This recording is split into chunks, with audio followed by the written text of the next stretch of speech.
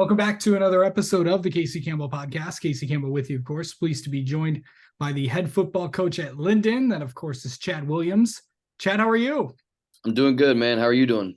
Doing well. I know that a lot of camps were this week, probably wrapping those up and getting ready for obviously the dead period week before the season really kicks off on the 7th with camps, and of course only 2 more weeks left until games actually start. But it's going to come at you fast. But overall, how's the summer been going? Really good. I think just from a standpoint of how we're practicing and the types of things that we're practicing, we're not as much coaching scheme or like this is what this play is. It's more, focusing on what we call the fifth how, which is if you set a goal and you were to ask how you're going to achieve that goal 5 times after that, right? So we want to win a Metro League title, right? Ask how. Well, we have to beat this team. Okay, ask how again. How are you going to beat that team? And by the time you get to the fifth how, you're really talking about a 6-inch step versus a 10-inch step, hand placement on, the shoulder pad versus the chest plate. And so really we're just focusing on those small little tiny details that stacked over days and months are going to lead to that ultimate goal that you have. But if you don't do that, right, then you're missing steps and you're going to skip things that you're probably going to wish you didn't. So really good. I think this summer kind of really reflects that, like in the weight room. We offered our kids back in January a performance package. So myself and a few of our other coaches that have strength conditioning backgrounds, we gave them a package that has their nutrition, their soft tissue work, mobility, and then some what we call like X factor exercises. And that would be like a fifth house scenario, right? Like making sure I'm eating enough calories, making sure that every day, whether it's my soft tissue work, my mobility, or my X factor exercises, I'm spending 20 minutes before I go to bed doing that. It's boring, it's monotonous, it's not necessarily something that you wake up every single day wanting to do, but it's a fifth how thing, right? So that our leadership development that we did in the off season, I think all of that is starting to come to a fruition, and we're seeing it pay off dividends on the football field. Things that have nothing to do with football that we've just spent time on working on are paying dividends off in the football field. And so now we're able to coach the fifth how football wise, steps, hands, eyes. Okay, so I know everyone's just getting used to, of course, last year was your first year, this year's your second year. I know you kind of talked about that, but what is the kid getting used to everything? You don't have to meet anybody. You know what to expect with them. They know what to expect with you guys. From that standpoint, what's it been like knowing that, okay, now I know everybody. Now I think I know what I'm doing and all that. And just kind of talk about just getting used to, year two, a full summer, unlike last time. So what was it like to have them? So last year we had 4 brand new coaches. So they had played at the next level, but they'd never coached football before. Our offensive line coach, receiver coach, DB coach, and our defensive coordinator had never been a defensive coordinator before. And so last year, not only were we just getting to know the kids, the community, and each other, right? Because we'd never coached together before, but we were also developing coaches and players at the same time. And I think you can it almost reflects perfectly in our schedule where we had a good win streak and then we lost a few games and then we were able to finish the season relatively strong. And I think that's a reflection of not just the players' development and buy-in, but also the coaches' development and buy-in. And so, to get all of that back, to get most of that coaching staff back, and they're under year 2, and knowing how much work they put in to better themselves as coaches starting in December. Not only do we know the kids better, not only do the kids know us better, but we're just way more organized. And, we know each other better as a coaching staff. There's more of a trust there with better relationships. And so, obviously, that doesn't necessarily guarantee success, but it makes us feel better, right? That we trust each other more. We have a better understanding of what we're trying to accomplish, how we're going to get there. And so that allows us to just feel more comfortable, right? And get other things done and be focused and kind of have poise and a vision. So Yeah. Okay, so let's talk about some of the kids that are, returning and some of the guys to maybe watch out for this year for Linden. yeah. Oh, let me start. Yeah. Yeah. Yeah. So obviously everyone knows Monty Keener. 6'7", 230, tight end, defensive end. And he's a kid where, I think we raised the bar quite a bit in the offseason this year of what we expected our kids to do leadership wise in the weight room, outside of the weight room. And I think he might have even taken it a step further and raised the bar a little bit higher than that. And we had that conversation where, Monty, your goal no longer is to get a Division I scholarship. That's done, right? Yeah. Like you are one of the premier players in Michigan. That's done. So what are you going to do to leave a legacy at Linden? It has nothing to do with your touchdowns. It has nothing to do with, necessarily your direct impact on the football field. It's going to be your impact on those around you. And can you elevate them to be the best that they can be? So, and he's taken that to heart. I mean, he's just been truly a phenomenal leader for us, getting guys to be better and to want to be great. So beyond all the tangible physical stuff that Monty brings to the football field, his intangible leadership that he's going to bring to our team, I think is really going to carry us through the season. Yeah. And then you've got our quarterback and linebacker Michael Bush, who is just, I mean, he is like an old fashioned like kid football player. Like he just does everything. He's a kicker, he's a punter, he's a linebacker. He could play safety, he plays quarterback.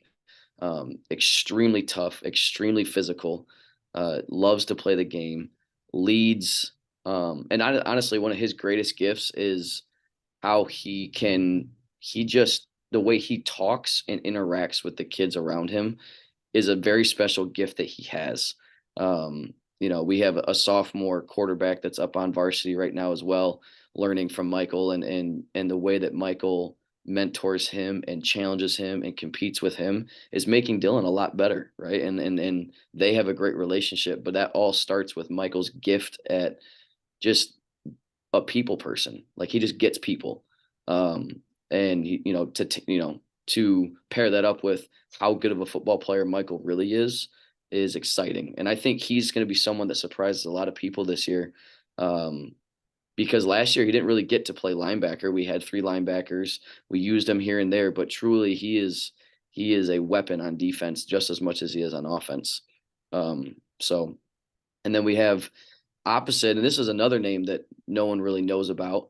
That's why my hashtag on Facebook is Recruit Linden, because I think people really discount the kind of athletes that we have at Linden right now. So opposite of Monty Keener at defensive end and slot receiver tight end, we've got 6'4", 220 Connor Hewlett, who is probably the best overall athlete on the team that we have. He can dunk, runs a fast 40, changes direction, bends really well, extremely physical, and extremely selfless. So last year, towards the end of the year, we were down 3, almost 4 offensive linemen of our starting offensive line.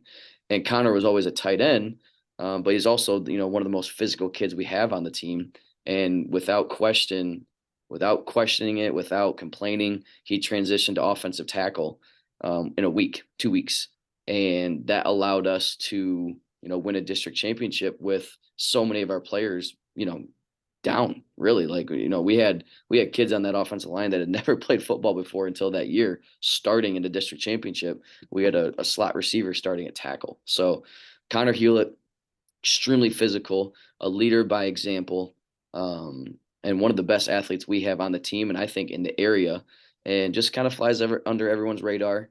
But I think both him and Monty are going to benefit greatly. So we actually added on Coach Nick Matier Bay, who was one of Fair State's defensive line coaches last year, the past 2 years. So we added him to staff, and he's been working with Connor and Monty.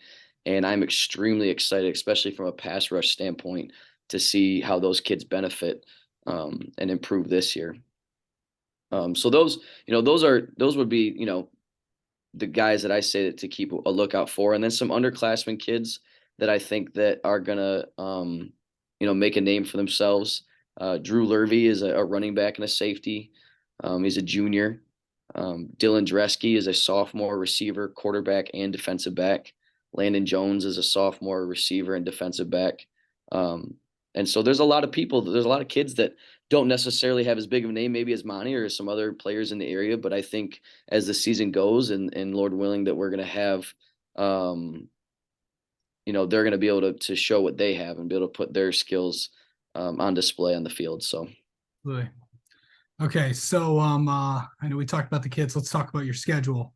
Lots of good opponents on the schedule for you. It starts at home against Garden City. I know you guys traveled all the way out there. That'll be on the 24th. I'll just run through the schedule really quick. yep, August 31st at Goodrich, September 8th, and then home against Holly. September 15th, home against Flushing. September 22nd, home against Swartz Creek. September 29th at Fenton, October 6th at Flint Kersley. October 13th will be the Metro League crossover. Not sure right now if it's home or away, but and then October 20th finishing out the year at home against Mount Pleasant. So pretty good schedule, as well as the Metro League always brings a lot of the talented teams, and then you start off with a really good opponent, and then you end with a really good opponent as well. yep, yep. Um, Yeah, I'm excited. It's a good schedule. Obviously, thankful that a lot of the games are home this year, especially the ones that we have to travel for, right? So last year we had to go to Garden City and we had to go to Mount Pleasant. This year they're coming to us. So traveling wise, that's more convenient for us. So definitely excited for the schedule and really excited that the direction that the Metro League is taking too, where last year Goodrich made the state title, and that was the first Metro League champion or Metro League team that I think has made the state championship and maybe ever or definitely in a long time. So just bringing more respect to our league and showing that we really do have good football players and we have really good football teams that play really good football and so continuing to prove that. Yeah. So, and just real, I know that, of course, next week's the dead week, and I know that, and then you guys really roll into camp here in that next week. So, kind of take me through what the next few weeks are going to look like for that first game against Garden City.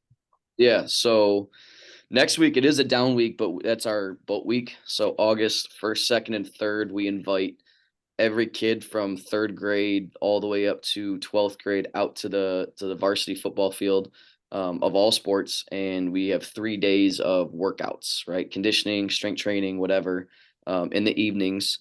It's kind of turned into like a not a, I wouldn't say it's a huge event, right? But it's definitely a big event that I think people should come out to. We've got food trucks going there, some small businesses that will have tables set up there, and so last year I want to say we had close to 220 kids on the field at the same time doing workouts. Parents in the stands. We had a couple food trucks set up. So this year we're hoping to make that a little bit bigger and kind of bring the community together that way. And then after that, obviously we're into team camp and 2-a-days, right? So um, that obviously is huge for us, and just continuing to just do what we always do, right? Just focus on the details, focus on technique and fundamentals, and understanding the why behind what we're doing, and just focusing on winning that day. Yeah, for sure. And then, of course, I know you've mentioned this a lot throughout this interview, but what do you really want to see? What are you going to focus on really in these next few weeks before that first game against Garden City? Yeah, I know I already mentioned it, but just really focusing on um, the details, right? And I think as football gets closer, I think a lot of coaches are like, oh man, we have so much to put in and we have so much to do and we're not ready to play a game, and just kind of having your poise and a little bit of stoicism and just, okay, um, as long as we focus on winning the day and continue to focus on the fundamentals, footwork, hand placement, eyes, alignment, assignment, kids understanding why we're doing certain things and how we want them to do it, and just demanding that effort and that attention to detail from them. It'll all take care of itself. And as long as we're organized as a coaching staff standpoint, it's all going to fall into place. All right. Well, Chad, thank you so much for coming on and talking with us, and best of luck to the Eagles this season. Thank you, sir. Appreciate it.